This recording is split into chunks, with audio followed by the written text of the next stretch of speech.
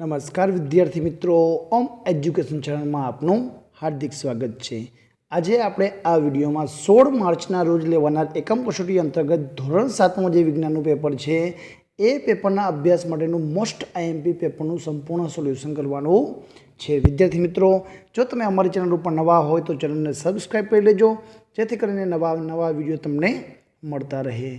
પ્રશ્ન નંબર 1 માં આપેલું છે તફાવતના બે મુદ્દાઓ લખો।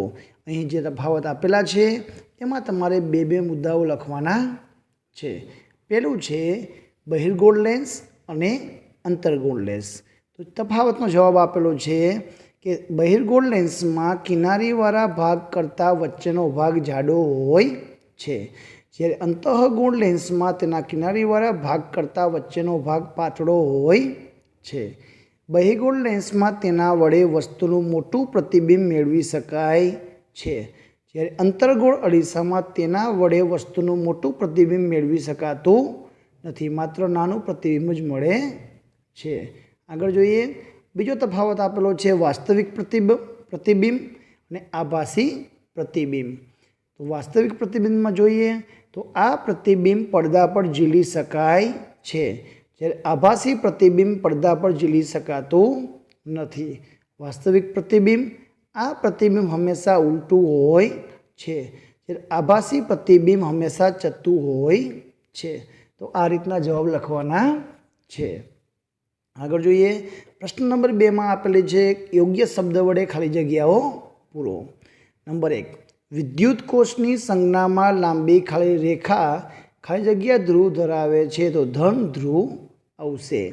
2 કે 2 થી વધુ વિદ્યુત કોષોના જોડાણને ખાલી જગ્યા કહે છે તો જવાબ આવશે બેટરી। નંબર 3, જ્યારે રૂમ હીટરમાં વિદ્યુત પ્રવાહ ચાલુ કરવામાં આવે ત્યારે ખાલી જગ્યા ઉત્પન્ન થાય છે તો જવાબ આવશે ઉષ્મા।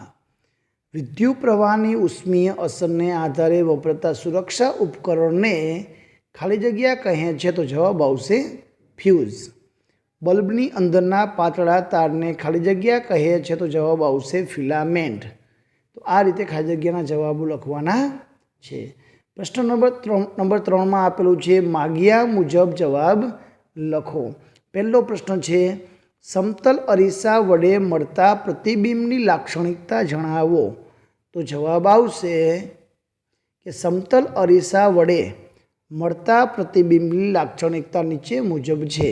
1, પ્રતિબિંબ આભાસી અને ચત્તું હોય છે। નંબર 2, પ્રતિબિંબ વસ્તુના પરિણામ જેટલું જ હોય છે।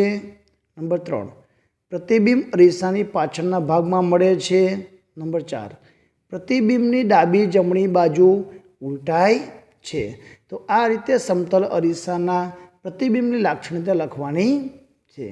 એના પછી આપેલું છે બહિર્ગોળ લેન્સના ઉપયોગો જણાવો।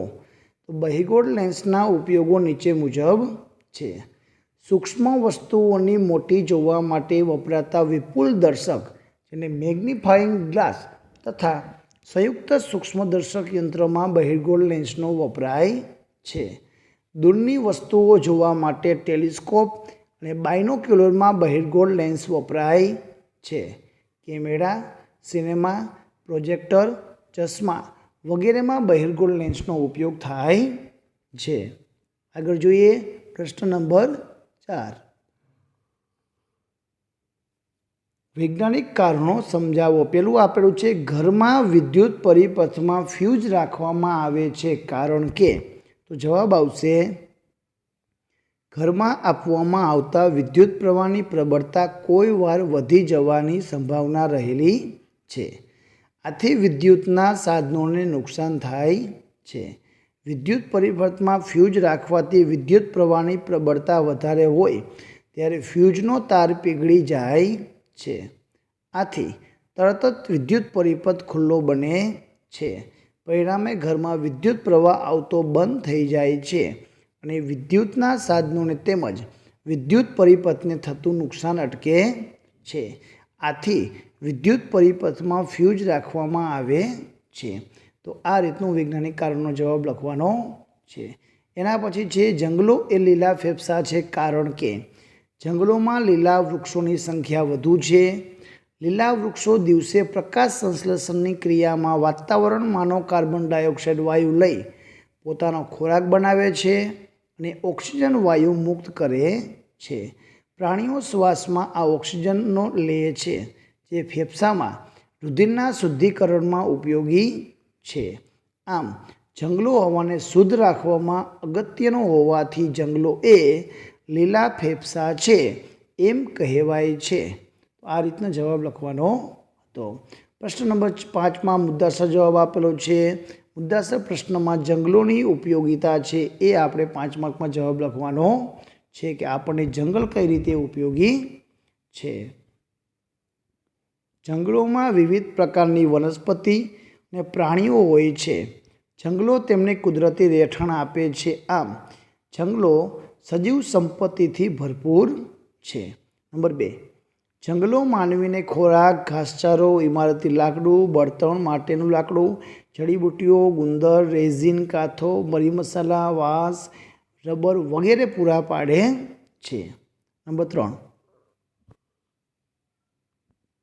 જંગલો વાતાવરણને ઠંડુ રાખે છે, આજુબાજુના વિસ્તારમાં વરસાદ લાવે છે, ગરમી નિયંત્રણમાં રાખે છે અને ગ્લોબલ વોર્મિંગ અટકાવવામાં મદદરૂપ બને છે. તો પોષક દ્રવ્યોનો ચક્ર અને જલચક્રમાં પણ મહત્ત્વનો ભાગ ભજવે છે. આગળ જોઈએ નંબર 4, જંગલો જમીનનું ધોવાણ અટકાવે છે, પૂરનું નિયંત્રણ કરે છે અને ભૂમિની ફળદ્રુપતા જાળવે છે.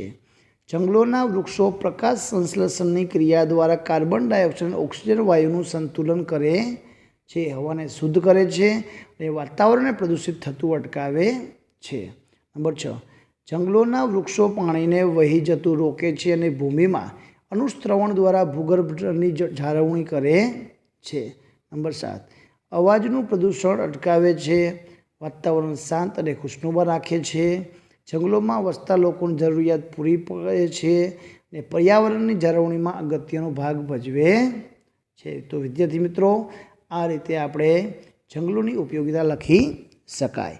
વિદ્યાર્થી મિત્રો, આ હતું ધોરણ 7માનું વિજ્ઞાનનું મોસ્ટ આઈએમપી પેપરનું સંપૂર્ણ સોલ્યુશન. આવા બીજા પેપરના સોલ્યુશન મેળવવા અને ઓરિજિનલ પ્રશ્ન બેંકના સોલ્યુશન મેળવવા અમારી ચેનલને સબસ્ક્રાઈબ કરો, જેથી કરીને નવા વિડીયો તમને ઝડપથી મળી શકે. આભાર, ધન્યવાદ.